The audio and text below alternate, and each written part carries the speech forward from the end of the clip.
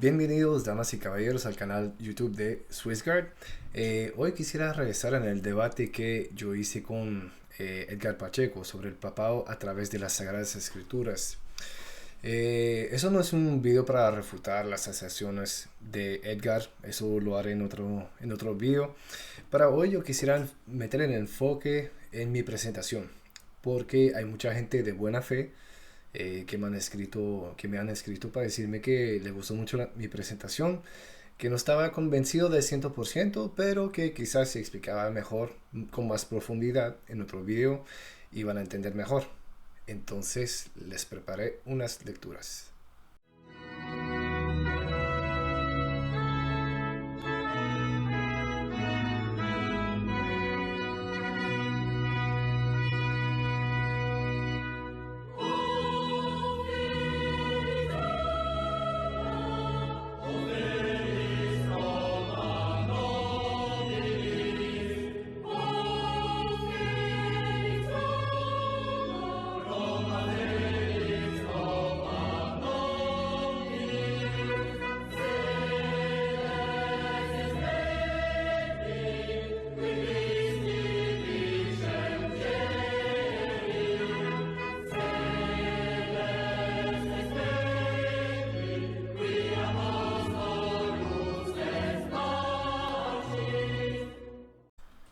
Entonces, antes de comenzar, quisiera explicarle que tienen que leer el antiguo para entender el nuevo.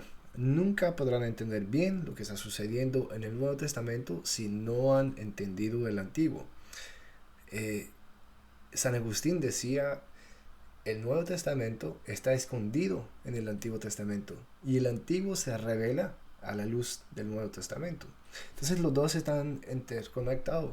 Y eso fue una herejía. El marcionismo, en el cual Orígenes cayó en el tercer siglo, eso fue una herejía de decir que hay un Nuevo Testamento es una cosa y hay el Antiguo que es otra cosa y hay un Dios en este y otro Dios en este. No, no, no. Nosotros los cristianos no hacemos eso. Eso es una herejía. Entonces los dos van juntos. Es un Nuevo Testamento, cierto, pero van de la mano. Están interconectados. Entonces cada pasaje tiene un sentido que se puede entender mejor si se lee en el Antiguo Testamento. Entonces, comenzamos las lecturas. Primero que todo, mi argumento sobre el papado no fue en cuanto a Pedro. Yo no utilicé Mateo, yo no puse el énfasis en Mateo 16, 18, yo no puse el énfasis en las llaves, yo no puse el énfasis en ni siquiera en Isaías 22 del Antiguo con las llaves. Eso no fue mi argumento. Mi argumento principal fue uno de eclesiología, de estructura eclesiástica, es decir, cómo es la jerarquía en el Antiguo Testamento, cómo es que funciona. Entonces, la primera vez que vemos una estructura bien definida está en Éxodo 18. En ese pasaje los rabinos decían que eso significaba la fundación de la sinagoga por Moisés. Es decir, es la primera vez que podemos decir, a partir de este momento, si la sinagoga existe. Entonces vamos a leer Éxodo 18, versículo 12 hasta el 26. Después, Jetro, suegro de Moisés, ofreció un holocausto y sacrificios a Dios. Y Aarón y todos los ancianos de Israel fueron a comer con el suegro de Moisés en presencia de Dios. Al día siguiente, se sentó Moisés para juzgar al pueblo, y el pueblo estuvo ante Moisés desde la mañana hasta la noche. El suegro de Moisés vio el trabajo que su yerno se imponía por el pueblo y dijo, ¿cómo haces eso con el pueblo? ¿Por qué te sientas tú solo haciendo que todo el pueblo tenga que permanecer delante de ti desde la mañana hasta la noche?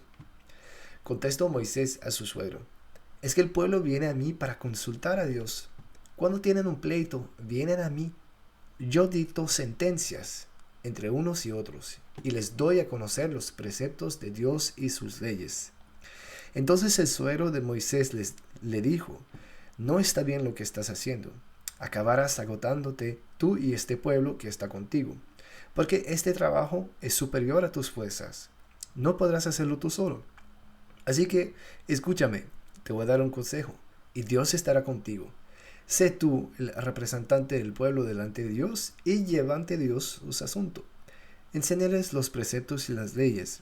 Dales a conocer el camino que deben seguir y las obras que han de practicar. Pero elige de entre el pueblo hombres capaces, temerosos de Dios, hombres fieles e incorruptibles, y ponlos al frente del pueblo como jefes de 1000, jefes de cientos, jefes de 50 y jefes de 10. Ellos juzgarán al pueblo en todo momento. Te presentarán a ti los asuntos más graves, pero en los asuntos de menor importancia juzgarán ellos. Así se aliviará tu carga, pues ellos te ayudarán a llevarla. Si haces esto, Dios te comunicará sus órdenes. Tú podrás resistir y todo este pueblo por su parte podrá volver en paz a su lugar. Escuchó Moisés la voz de su suegro e hizo todo lo que le había dicho. Eligió pues hombres capaces de entre todo Israel y los puso al frente del pueblo como jefes de 1000, jefes de 100, jefes de 50 y jefes de 10. Estos juzgaban al pueblo en todo momento. Los asuntos graves se los presentaban a Moisés, más en todos los asuntos menores juzgaban por sí mismos.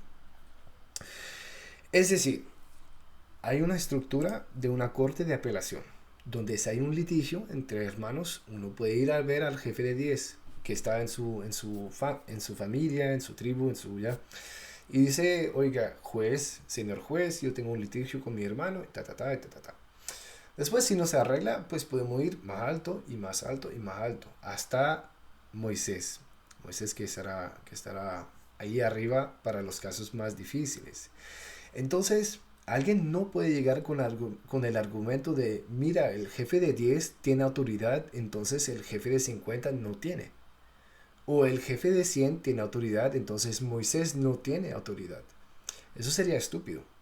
Y como tienen un mandato por Moisés a través del consejo de su suegro y obviamente aceptado por Dios, entonces es que todos estos jefes tienen autoridad porque son mandados por Moisés. Ellos no se han autoproclamado juez, son mandados por Moisés. Entonces, a veces decimos, hay muchos argumentos así de gente que no son católicos, que, hey, mira aquí, este concilio resolvió este problema, o este obispo resolvió este problema, y eso no es el asunto. El papado no es que hay un solo hombre que juzga a todo el pueblo y no hay más autoridad y no hay nadie que puede decir nada y no hay otra jurisdicción. No es el caso, no es el argumento. Eso sería un hombre de paja. Eso nosotros no hacemos eso. O sea, sería poco sincero en nuestra parte. Pero hay otros que lo hacen. Entonces, seguimos. En Números 27 vamos a ver que Dios quiere un solo hombre para manejar toda la comunidad, para guiarla, para dirigirla. Números 27, 16 hasta el 23. Que Yahvé, Dios de toda carne, ponga un hombre al frente de esta comunidad, uno que salga y entre delante de ellos y que los haga salir y entrar, para que no quede la comunidad de Yahvé como rebaño sin pastor. Respondió Yahvé a Moisés: toma a Josué, hijo de Nun, hombre en quien está el espíritu, ponle tu mano, y colócalo delante del sacerdote Eleazar y delante de toda la comunidad para darle órdenes en presencia de ellos, y comunicarle parte de tu dignidad, con el fin de que lo obedezca toda la comunidad de los israelitas. Que se presente al sacerdote Eleazar y que consulte acerca de él, según el rito del Urim, delante de Yahvé. A sus órdenes saldrán y a sus órdenes entrarán él y todos los israelitas, toda la comunidad. Moisés hizo como le había mandado Yahvé. Toma a Josué y lo puso delante del sacerdote Eleazar y delante de toda la comunidad. Le impuso su mano y le dio sus órdenes, como había dicho Yahvé por Moisés. Miren que en este pasaje Dios dice a Moisés de elegir a un sucesor para que haya una continuación en lo que se estableció antes. Es decir, La sinagoga, sinagoga quiere decir asamblea, iglesia, o sea, pueblo. No es no es una palabra que es así súper fácil de traducir en español, que haya una sola palabra que realmente engloba todo, pero se puede traducir por iglesia. Y de hecho hay muchos de los primeros cristianos decían que eso es como la antigua iglesia, que la iglesia cristiana es la nueva iglesia, o sea, es la misma palabra. Eh, entonces es una continuación. O sea, la autoridad de Josué viene de Moisés y Josué la va a pasar de nuevo a alguien más y alguien más y alguien más. Entonces no hay nadie que se autoproclama así, yo soy pastor del rebaño de Israel. No, la gente le hubiesen matado a piedras si alguien se hubiese autoproclamado. Entonces hay que prestar atención a eso. Y esa continuación, esa estructura siempre está en continuación. Si vemos incluso en el reinado davídico, en 2 Crónicas capítulo 1, versículo 2, vemos a lo mismo. Salomón habló a todo Israel, a los jefes de millares y de 100, a los jueces y a todos los jefes de todo Israel, cabezas de casa paterna. Entonces, la misma estructura sigue. Todavía hay jefes de 100, jefe de 1000, jefe de 10, de 50. O sea, siempre hay esa estructura así, que continúa. Incluso en el reinado davídico sigue así esa estructura. En 2 Crónicas, capítulo 19, versículo 8 hasta el 11, leemos esto.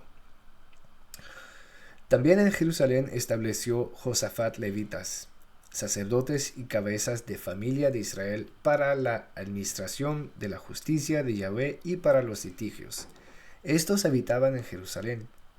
Les dio esta orden: obraréis en todo en el temor de Yahvé, con fidelidad y con corazón perfecto. En todo pleito que venga a vosotros de parte de vuestros hermanos que habitan en sus ciudades, sean causas de sangre o cuestiones de la ley, de los mandamientos, decretos y sentencias, habéis de esclarecerlos, a fin de que no os hagan culpable para con Yahvé, y se encienda su ira contra vosotros y contra vuestros hermanos. Obrando así, no os haréis culpable. Amarías, como sacerdote, será vuestro jefe en todos los asuntos de Yahvé, y Zebadías, hijo de Ismael, jefe de la casa de Judá, en todos los asuntos del rey. Los levitas os servirán de escribas. Esforzaos y manos a la obra. Yahvé sea con el bueno. Ahora es muy interesante ese pasaje porque eso es, otra vez estamos estableciendo jueces para el pueblo de Israel.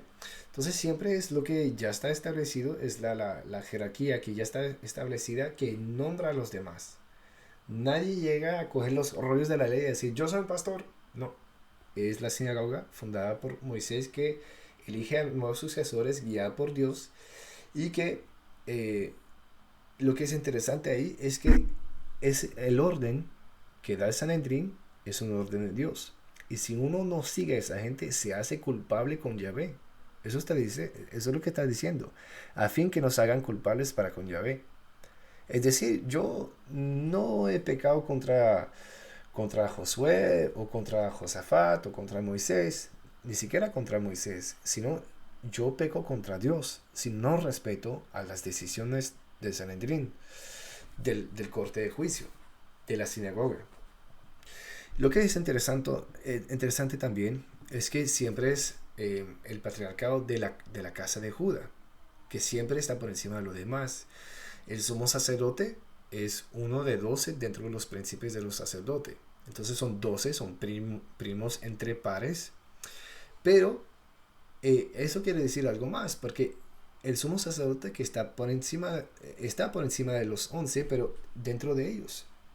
Entonces, el sumo sacerdote es el jefe de la casa patriarcal de Judas, que tiene una jurisdicción por encima de las demás. Entonces tiene una autoridad por encima de las otras tribus, de Rubén, de Dan, de Gad, o sea, está por encima. Así dice la Biblia.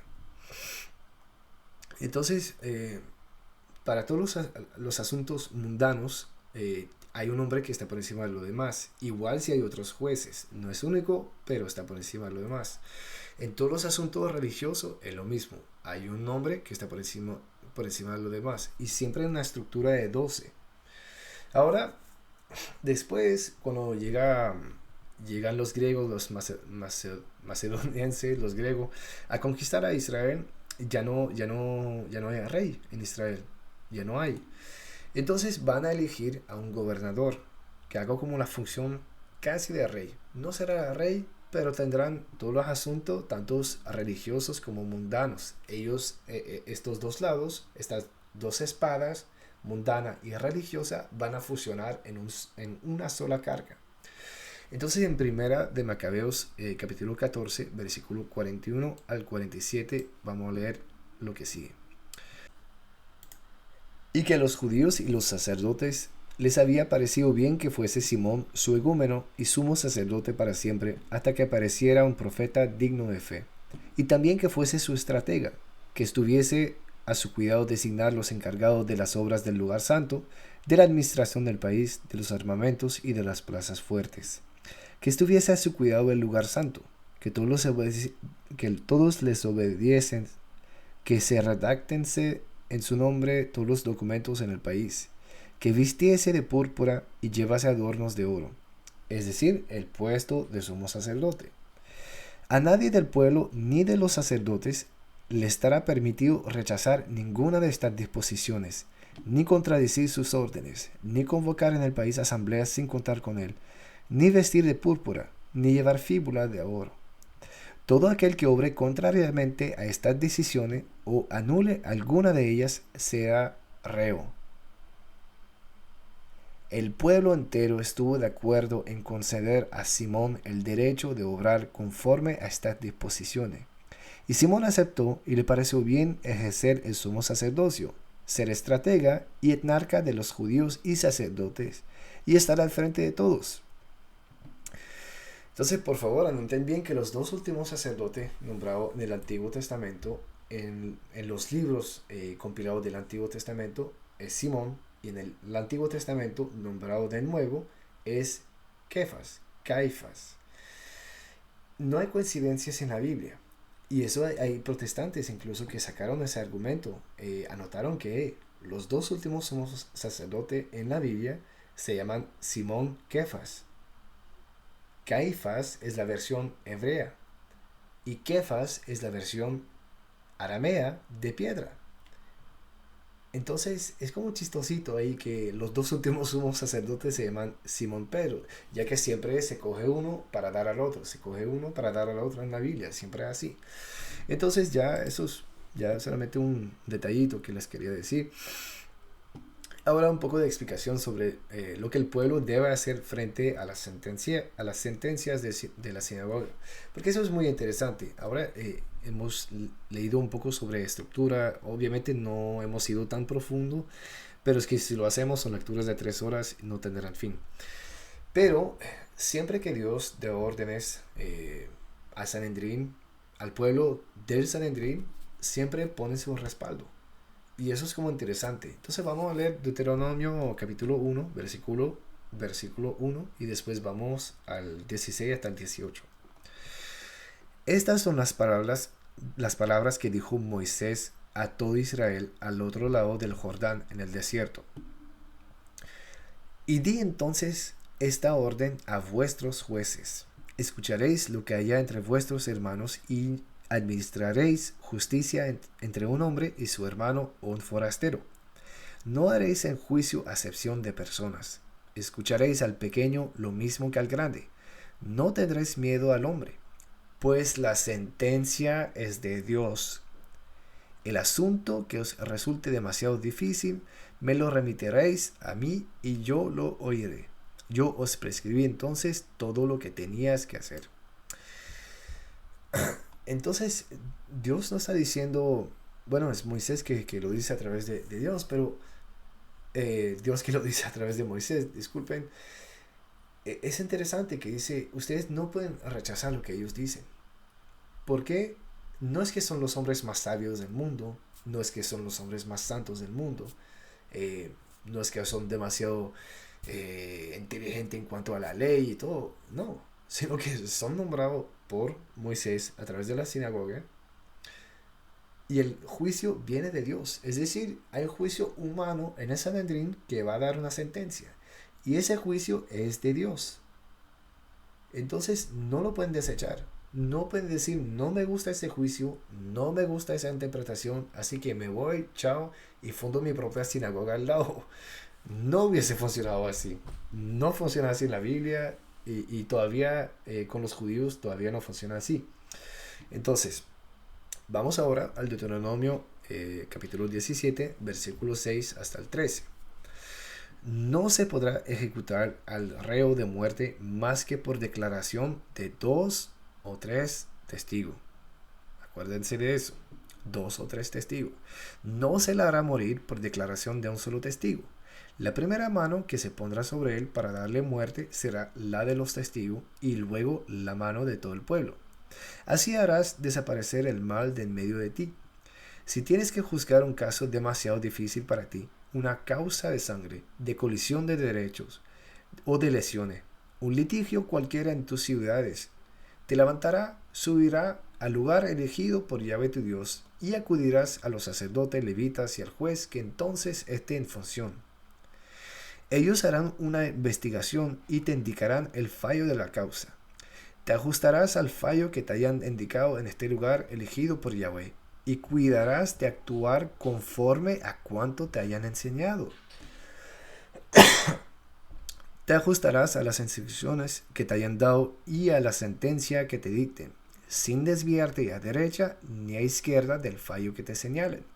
Si alguno procede insolentemente, no escuchando ni al sacerdote que se encuentra ahí, al servicio de Yahvé tu Dios, ni al juez, ese hombre morirá. Harás desaparecer el mal de Israel. Así todo el pueblo, al saberlo, temerá y no actuará más con insolencia. Ahora con esas lecturas, es como muy obvio, muy claro, que Moisés fundó una sinagoga. ¿Quién es la persona que puede coger la Biblia, leer el Antiguo Testamento y decir, ay, Moisés nunca fundó una sinagoga? La sinagoga somos todos nosotros. Cualquiera que tiene una Biblia puede hacer lo suyo. Mi interpretación es la que vale. Mis sentimientos cuentan. No, no, mi hijo. ¿Qué dice la Biblia? La sentencia de Sanedrín es de Dios. Y es una culpa de muerte. Un pecado contra Dios y un pecado de muerte. Una condenación a muerte para el que peca, que no escuche al juicio de la sinagoga. Entonces esas ideologías de izquierda que hay, no hay hombres ni mujeres, Dios nunca fundó una iglesia, no hay sacerdotes, todo el mundo somos iguales, no hay nadie por encima de nadie, eso es una idea como comunista, ¿sí me entiendes? Hacen creer al pueblo que todo el mundo tiene poder, pero al fin es el gobierno que tiene poder y el pueblo no tiene nada. No es así, o sea, no es así. La iglesia en el Antiguo Testamento no fue así. Hay una jerarquía clara, hay una estructura jerárquica muy clara. No es porque hay alguien que está por encima de lo demás, que los demás no tienen autoridad. Pero, ¿quién puede negar que hay una autoridad suprema por encima de lo demás? Tanto en el Sanedrín de Jerusalén, como los locales, como en la asamblea completa. O sea, siempre así en la Biblia. Ahora, acuérdense de eso. El juicio se puede decir frente a 2 o 3 testigos. Se necesita 2 o 3 testigos para que el juicio tenga lugar. 2, el que no escucha ese juicio morirá. ¿Por qué? 3, así todo el pueblo al saberlo temerá y no actuará más con insolencia. Entonces cuando el Sanedrín habla, eso es lo que sucede. La persona es condenada a muerte y el pueblo teme y no se lleva más a la insolencia. Ahora, acuérdense que en Deuteronomio 18:15 Moisés dijo así: profeta de en medio de ti, de tus hermanos, como yo, te levantará Jehová tu Dios, a él oiréis. Es decir, alguien como Moisés. Es decir, que va a tener cosas en común con Moisés. No va a ser así, salir de la nada y Moisés no importa. La casi totalidad de las interpretaciones que yo leí de las Sagradas Escrituras por parte de los padres de la iglesia dicen que ese profeta es Jesús. También similarmente David, pero en particular de una forma única se habla de Jesús. Y yo creo que tanto los católicos como los protestantes están de acuerdo que ya en particular se habla de Jesús. Entonces Jesús tendrá cosas en común con Moisés. Ahora, como yo les dije al principio de este video, el nuevo está escondido en el antiguo. Y el antiguo se lee a la luz del nuevo, se revela, disculpen, a la luz del nuevo. Entonces, repito, el nuevo está escondido en el antiguo y el antiguo se revela a la luz del nuevo. Y así que todos los primeros cristianos han entendido la cosa, así que Pablo lee la Biblia, así que Pedro lee la Biblia, así que es así. Ustedes pueden tener opiniones distintas, pero no vale mucho. Entonces, vamos a leer Mateo 18, versículo 15 hasta el 18. Si tu hermano llega a pecar, vete y repréndele, a solas tú con él. Si te escucha, habrás ganado a tu hermano. Si no te escucha, toma todavía contigo 1 o 2, para que todo asunto quede zanjado por la palabra de 2 o 3 testigos. Si les desoye a ellos, díselo a la iglesia. Y si hasta la iglesia desoye, sea para ti como el gentil y el publicano, es decir, un reo de muerte, porque fuera de la iglesia no hay salvación. Yo os aseguro, todo lo que atéis en la tierra quedará atado en el cielo, y todo lo que desatéis en la tierra quedará desatado en el cielo. Eso es una referencia clara, pero clarísima, a Deuteronomio 17. En el Sanedrín del Antiguo, ahora Cristo está diciendo, hay un nuevo Sanedrín, y serán ustedes. No fulanito de la esquina, sino ustedes los 12 que van a empezarlo, igual que Moisés nombró primero a los 12 jefes de casas patriarcales, por cual había al principio a Aarón por encima, por encima del colegio de los jefes, de los príncipes de los sacerdotes. Aarón, el de la tribu de Judá, estaba por encima de Leví, disculpen, estaba por encima de los demás. Entonces, ahora vamos a ver un ejemplo claro de ese Sanedrín en efecto en el Nuevo. En Hechos 5, versículo 1 a 5, leemos esto. Un hombre llamado Ananías, de acuerdo con su mujer Zafira, vendió una propiedad y se quedó con una parte del precio, sabiéndolo también su mujer. La otra parte la trajo y la puso a los pies de los apóstoles. Pedro le dijo, Ananías, ¿cómo es que Satanás llenó tu corazón para mentir al Espíritu Santo y quedarte con parte del precio del campo? ¿Es que mientras lo tenías no era tuyo? Y una vez vendido no podías disponer del precio. ¿Por qué determinaste en tu corazón hacer esto? No has mentido a los hombres, sino a Dios. ¿Se acuerdan en el Antiguo Testamento? El juicio no es de los hombres, sino es de Dios. Al oír Ananías esta palabra, cayó y expiró, y un gran temor se apoderó de cuantos lo oyeron. ¿Se acuerdan en el Antiguo Testamento? La persona morirá, la que no escucha a Sanedrín morirá. Así el pueblo temerá y no se llevará más al orgullo, a la insolencia. Eso está sucediendo en el Nuevo Testamento. ¿Por qué? Para los que leen con atención, en oración, en ayuno, con seriedad, a la luz de los padres, la Biblia, van a entender claramente lo que está sucediendo. Ahora, alguien podría decir, eso es tu interpretación. Eso es tu interpretación, Nicolás. Eso no pertenece realmente a lo que la Biblia dice. Bueno, primero que todo, no solamente para mí, sino para todos los primeros cristianos, era obvio que la iglesia es un nuevo Sanedrín. Leemos a Ignacio de Antioquía, un discípulo de Juan y Pedro, y es posiblemente el niño, no posiblemente, sino fuertemente probable que sea el niño que Jesús sentó en sus piernas en el Evangelio de Mateo. Él llegó a ser obispo de Antioquía y escribió eso en su carta a los Trayanos, escrita en 107 de nuestra era. Es decir, Juan hace ni siquiera 15 años que se murió. Entonces está en memoria viva de los apóstoles. Él dice así, en el parágrafo 3. De la misma manera que todos respeten a los diáconos como a Jesucristo, tal cual como deben respetar al obispo como tipo que es del Padre y a los presbíteros como concilio de Dios y como colegio de los apóstoles. Ahora, la traducción obviamente de concilio es de la palabra griega sínodo. Pero cuando leemos el Antiguo Testamento, esa palabra sínodo siempre llega con el Sanedrín. Y de hecho hay traducciones en inglés y en francés que ponen la palabra Sanedrín de uno. Y otros que ponen Senato de Dios o Concilio de Dios, porque se sabe que se habla del Sanedrín. Ignacio de Antioquía está hablando del Sanedrín en referencia a la iglesia cristiana. Entonces, en el Sanedrín había una estructura clara de 12 que se nombraba entre ellos y había uno que estaba por encima de 12 y dentro del mismo Sanedrín cada juez tenía su nivel de autoridad y el pueblo tenía que respetarlo. Podían apelar, ciertamente, pero el juicio final, cuando decían ya, basta, eso es la sentencia, ya, porque el juicio es de Dios. Es decir, yo no puedo llegar ni en el Antiguo Testamento ni en el Nuevo Testamento a decir lo que este juez, lo que este obispo me dice me cae mal. Así que voy a fundar mi propia sinagoga, voy a fundar mi propio Sanedrín.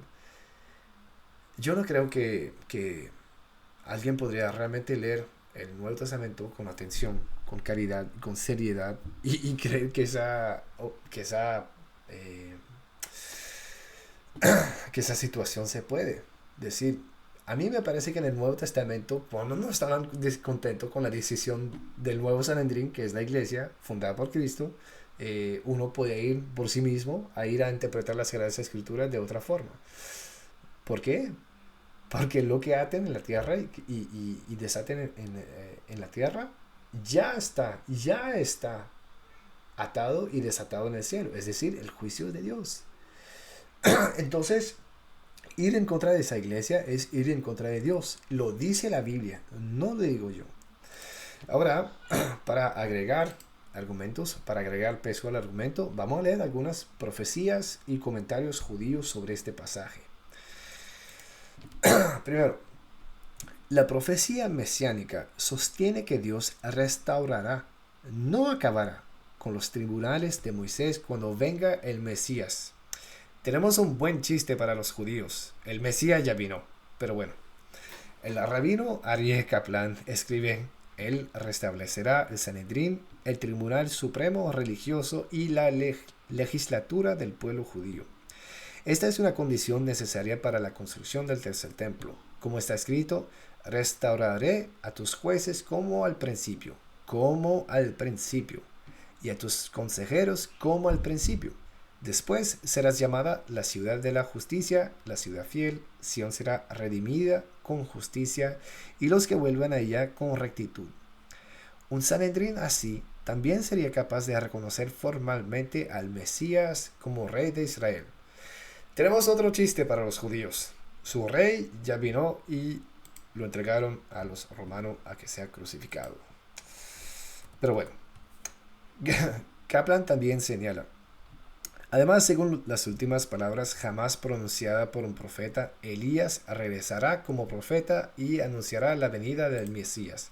Tenemos un tercer chiste para los judíos. Juan el Bautista ya vino y les anunció y al fin quedó un poquito mal con los romanos por haber dicho la verdad. Pero bueno, ahora quisiera dar otros comentarios de protestante también y después... dos de judíos y un de protestante después. Entonces vamos así. Leander E. Keck, en The New Interpreter's Bible Commentary, escribe: el lenguaje de atar y desatar es terminología rabínica para la enseñanza autorizada, para tener la autoridad de interpretar la Torah y aplicarla a casos particulares, declarando lo que está permitido y lo que no. El rabino Samuel Tobias Lach señala en su libro Comentario rabínico sobre el Nuevo Testamento: Atar y desatar significa prohibir y o permitir algún acto determinado por la aplicación de la alhaja. La alhaja o alhaja es la interpretación jurídica de la Torah para su aplicación a casos de la vida real, a diferencia de la Haggadah, que no es jurídica y tiene una orientación más teológica.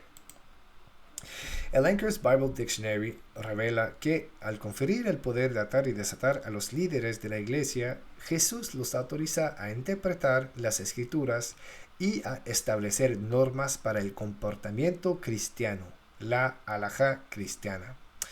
Por otra parte, atar y desatar se interpreta a menudo como el poder de expulsar a miembros de la comunidad y readmitirlos, es decir, excomunicaciones. Ahora, si leemos el Nuevo Testamento con atención, se proclama anatemas, se proclaman excomunicaciones, y eso se ve no solamente en la Biblia, sino en la iglesia primitiva. Vemos que hay concilios, hay sínodos, hay sanedrín locales, regionales y ecuménicos después con el tiempo que vienen a ver la luz, y ellos tiran anatemas que están respaldados por el cielo. Y los que son legítimos tienen plena fuerza en su jurisdicción, que sea local, regional, patriarcal o ecuménica. Entonces, si la Biblia se vio así, como un nuevo Sanedrín, la iglesia de la Biblia en el Nuevo Testamento se vio así, si la iglesia primitiva se vio así, es que tiene que haber una continuación. Si alguien pretende ser de la iglesia de Dios, tiene que haber un Sanedrín en su iglesia, tiene que haber una posibilidad, tiene que haber una facultad para llamar a concilios, para tirar halakha, para tirar anatemas, para excomulgar. Ahora, los protestantes que dicen, todos somos la iglesia, todos somos la iglesia, todos somos parte del pueblo de Dios, tanto los luteranos como los calvinistas, tanto los evangélicos como los testigos de Jehová, todos somos la iglesia. Hay unos que van a decir, los que creen en la Trinidad, sí, los que no, y ponen como interpretaciones personales a lo que es la iglesia, pero bueno, eso no importa. Esa gente no tiene capacidad de tirar anatemas o excomulgaciones serias. Porque digamos que yo soy parte de una iglesia evangélica. Lo peor que puede suceder, lo que casi nunca sucede, es que un pastor venga a verme y me diga, mira, tu interpretación de la Biblia no cuadra con la nuestra. Así que estás excomulgado de nuestra comunidad y tienes que irte. Pues lo único que voy a hacer es ir a la iglesia que está al frente, la otra iglesia evangélica que está ahí al frente de la esquina de la calle, y a decir, oiga, pastor, ¿puedo juntarme a esa congregación? Y me va a decir, claro, venga. Y es la misma denominación, entre comillas. Entonces no quede excomulgado, porque primero que todo puedo ir a la otra, y segundo, si somos todos la iglesia, pues no hay excomunicación posible. Entonces, esa eclesiología de todos somos la iglesia, todos somos lindo, arcoíris, pajaritos cantando, todo es bonito, no es así, man. Ni en la Biblia, ni en la iglesia primitiva. Ahora, vamos a leer un último pasaje de un padre de la iglesia que dijo algo bien interesante en el año 180. Se llama Ireneo de León. Ireneo de León fue un discípulo de Policarpo, que fue un discípulo de Juan. Y de hecho, Eusebio de Cesarea, que escribió una historia eclesiástica en el siglo IV antes de Constantino, dijo que Ireneo de León se acuerda como Policarpo le gustaba decir que de niño iba a la ciudad y se sentaba en una banca donde Juan estaba acostado en la pared y contaba las cosas del Evangelio. Y contaba las cosas de nuestro Señor y las cosas que, los catequizaba. Entonces, Ireneo de León es un discípulo de un apóstol. Entonces, no es cualquiera. No es cualquier que venga 18 siglos después a decirle un rato. No, es alguien serio. Él dice así en su obra maestra que se llama Contra los herejes, en el libro 4, capítulo 26, él dice así. Por este motivo es preciso obedecer a los presbíteros de la iglesia, Ellos tienen la sucesión de los apóstoles, como ya hemos demostrado, y han recibido, según el beneplácito del Padre, el carisma de la verdad junto con la sucesión episcopal.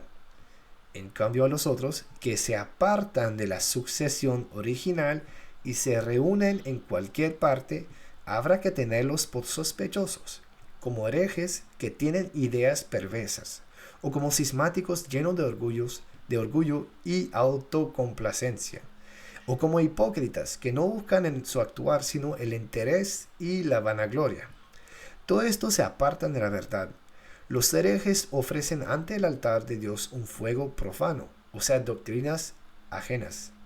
Los consumirá el fuego del cielo como a Nadab y Abiú.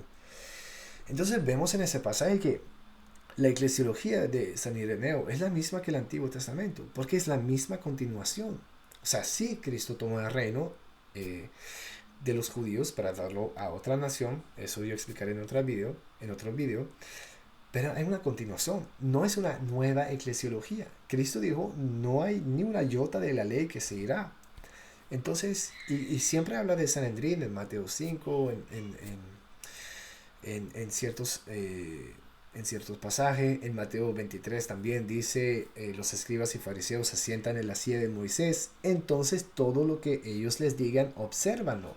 Igual si su comportamiento está en contra de Dios, ellos siguen con la autoridad.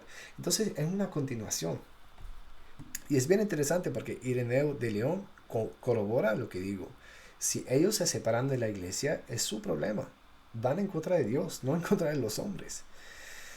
Entonces tienen que preguntarse a la gente, ¿será que realmente estoy en esa iglesia que Cristo fundó, que se ve como un nuevo Sanedrín, con una habilidad, una capacidad de llamar concilios, que tienen una sucesión apostólica como en el Antiguo Testamento, y todavía los rabis judíos siempre se ven así? Cuando uno pregunta al rabí de dónde viene, te va a decir su tribu, su patriarcado, su linaje. O sea, no es cualquier que se nombra así, sale de la nada, agarra los libros de la Torah y yo tengo una mejor interpretación y se va para su lado. No, van a decir quién eres tú, quién te puso la mano. Entonces, presten atención también a esas sucesiones que son bien importantes.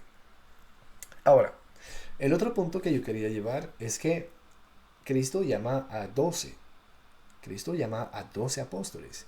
Y todo el mundo, o casi, sabe que 12 significa iglesia. La palabra, o sea, no la palabra, sino la cifra 12, cuando viene en la Sagrada Escritura, significa una congregación nombrada por Dios. Entonces, no es una coincidencia. No hay coincidencia con Dios. Hay providencia, sí. Coincidencia, no. Entonces, además, que significa iglesia, siempre que se nombra 12, hay uno que está por encima de los demás, un primus inter pares, que no será un primus inter pares como los entienden ciertos protestantes más tradicionales o ortodoxos, 7 concilios o 3 concilios. Es realmente un primus inter pares con autoridad.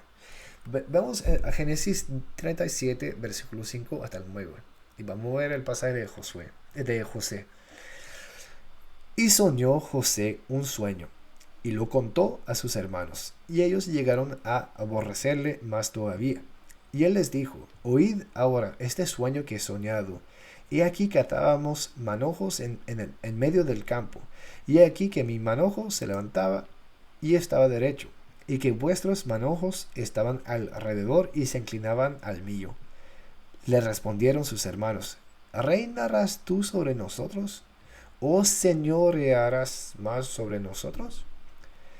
Entonces están preguntando, ¿serás por encima de nosotros? Y le aborrecieron aún más a causa de su sueño y sus palabras. Soñó aún otro sueño, y lo contó a sus hermanos diciendo, he aquí que he soñado otro sueño. Y he aquí que el sol y la luna y 11 estrellas se inclinaban a mí. Es decir que, pues sí, estará por encima de los 11 otros. Él tuvo un sueño divino. José tenía ese carisma de Dios. O sea, era un carismático del Espíritu Santo, realmente. en la verdadera palabra en el verdadero sentido de la palabra, no en el sentido de los de la izquierda que se inventan vainas ahí en la iglesia. Realmente un don carismático del Espíritu Santo para interpretar los sueños y recibir de Dios mensaje a través de los sueños. Entonces eso es una. En Apocalipsis 12 vemos a una mujer vestida de sol y con la corona de 12 estrellas, y siempre los protestantes dicen, eso es la iglesia, eso es Israel, eso... Y tienen razón cuando lo dicen. Donde no tienen razón es excluyendo a los otros tipos que colaboran con eso. Pero sí es cierto que es la iglesia, es que tienen que reconocer que aquí hay un sueño que dice que en la iglesia hay un hombre que reinará sobre los demás. Entonces hay que ser coherente y decir, eso sí. Ahora vamos a Éxodo 28. El sumo sacerdote era también el único dentro de 12 que podía llevar y consultar el Urim y Tumim, las piedras sobre el pectoral, que hacía que recibía las comunicaciones de Dios para comulgar las informaciones de Dios para comunicarlo al pueblo.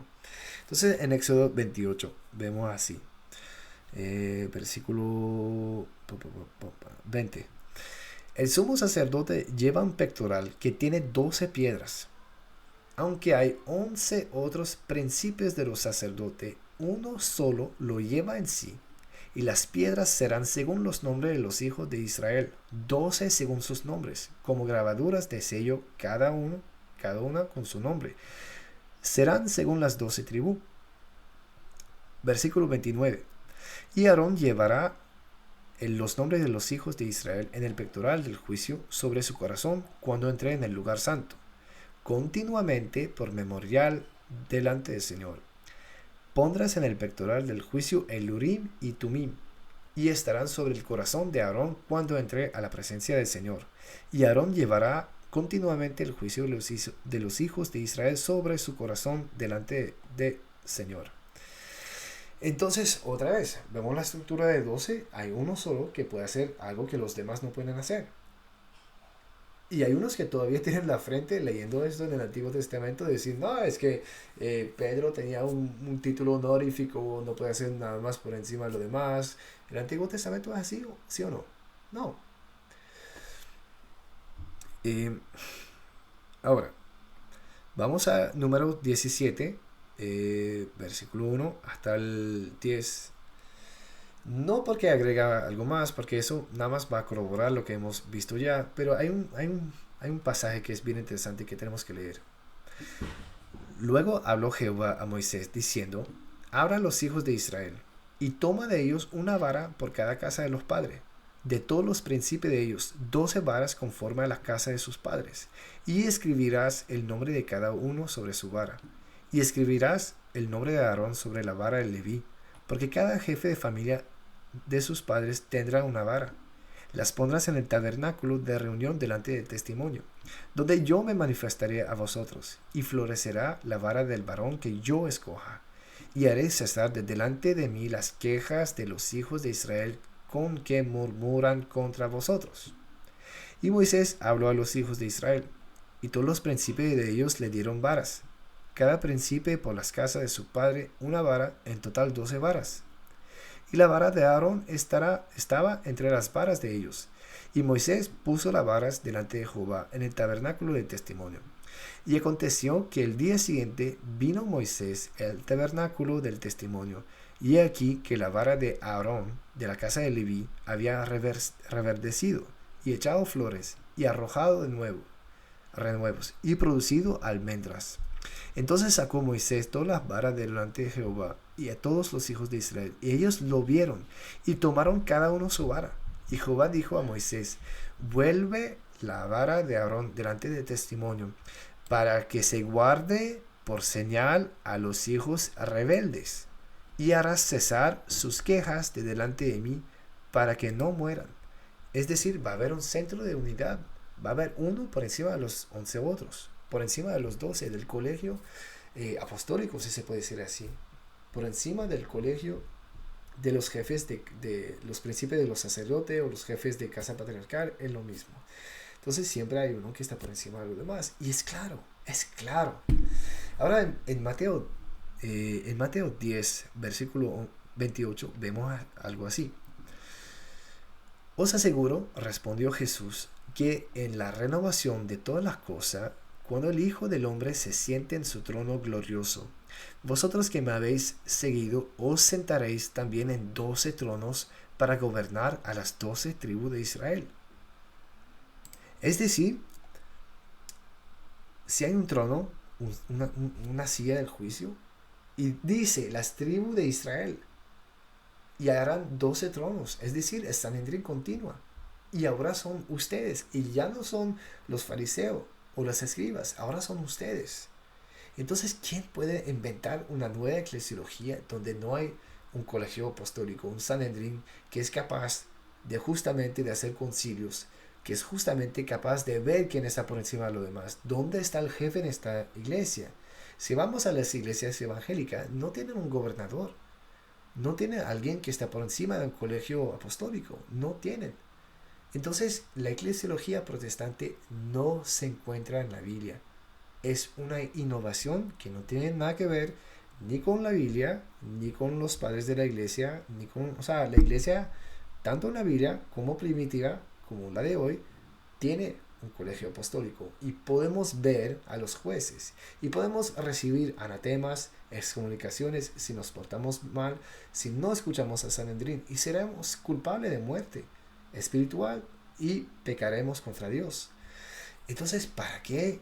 ¿Para qué hacerse los ciegos? ¿Para qué inventar vainas que no tienen que ver con la Biblia? Que, ay, Dios nunca fundó la iglesia. ¿Ya leíste la Biblia, hermano? O sea, con atención, con corazón abierto. ¿Ya leíste los padres que han dicho, los primeros cristianos? ¿Y por qué yo debería confiar en un pastor que viene en el año 2016 a hacer un video de YouTube donde dice que ay, la iglesia está en nuestro corazón, todos nos amemos, todos somos amigos, hermanos, arcoíris, todo chévere? ¿Por qué confiar en ese y no confiar en los discípulos de los discípulos? En confiar en los que han luchado para guardar el depósito de la fe entregado una vez para siempre a los santos, como dice la epístola, la carta Judas. ¿Por qué no confiar en ellos? Entonces, si todavía no está claro, quisiera leerle unos pasajes de estos padres. Entonces, primero, el gran San Agustín, que está llamado el más grande de los padres según el séptimo concilio ecuménico. Entonces leemos su réplica a la carta de Petiliano, libro 2, parágrafo 118. Vamos a leer esto. Has dicho poco a que nosotros conocíamos la ley y hablábamos según ella, pero que en nuestros actos nos avergonzábamos. Ciertamente dices esto sin probar nada, pero aunque lo probases de algunos, no te atreverías a achacar esto a los otros. Ciertamente dices esto sin probar nada, pero aunque lo probases de alguno, no te atreverías a achacar esto a los otros. Sin embargo, a través del mundo entero, todos fueran como tú, tan vanamente acusas. ¿Qué te ha hecho la cátedra de la iglesia romana, en la cual se sentó Pedro, y en la cual hoy se sienta Anastasio, o la cátedra de la iglesia de Jerusalén, en la cual se sentó Santiago, y en la cual hoy se sienta Juan, con las cuales nos mantenemos unidos en la unidad católica, y de las cuales os habéis separado por perverso furor? ¿Por qué llamas cátedra de corrupción a la cátedra apostólica? Si la llamas así a causa de los hombres que piensan proclamar la ley y no la cumplen, ¿acaso el Señor Jesucristo, al decir por los fariseos, ellos dicen no hacen, injuria alguna a la cátedra en que se sentaban? ¿No es verdad que recomendó aquella cátedra de Moisés y les refutó a aquellos conservando el honor de la cátedra? Dice así: en la cátedra de Moisés se han sentado, haced pues y observad los que os digan, pero no imitéis sus conductas, porque ellos dicen y no hacen. Es decir, Agustín todavía ve una corroboración muy fuerte entre la eclesiología del Antiguo y del Nuevo. De hecho, todavía habla de cátedra. La de Moisés, ahora es la de Pedro, la de Santiago, y etcétera, etcétera. y que todos participan en una sola cátedra. Ahora, en Contra Fausto, libro 22, dice así el mismo San Agustín: se sirve de la espada aquel que, sin que se lo mande o conceda alguna autoridad superior y legítima, se arma para derramar la sangre de alguien. El Señor había mandado ciertamente a sus discípulos que llevasen la espada, pero no les había ordenado que hiriesen con ello. Disculpe. Pedro fue constituido pastor de la iglesia después de ese pecado, igual que Moisés fue puesto para regir aquella asamblea después de matar al egipcio. ¿Qué hay de incoherente? Ahora nuestro San Agustín nos dice, tanto como Moisés fue edificado como pastor de toda la iglesia en el Antiguo, tanto es así para Pedro, que fue constituido por nuestro Señor como pastor de la iglesia. Eso es lo que dicen los primeros cristianos. Y no es el único. Miren a Macario de Egipto, el gran Macario. Macarios, que significa bendito. Él dice así, en su homilía 26, en el número 23, en el parágrafo número 23. Moisés fue sucedido por Pedro, que había confiado a sus manos la nueva iglesia de Cristo y el verdadero sacerdocio. Moisés fue sucedido por Pedro.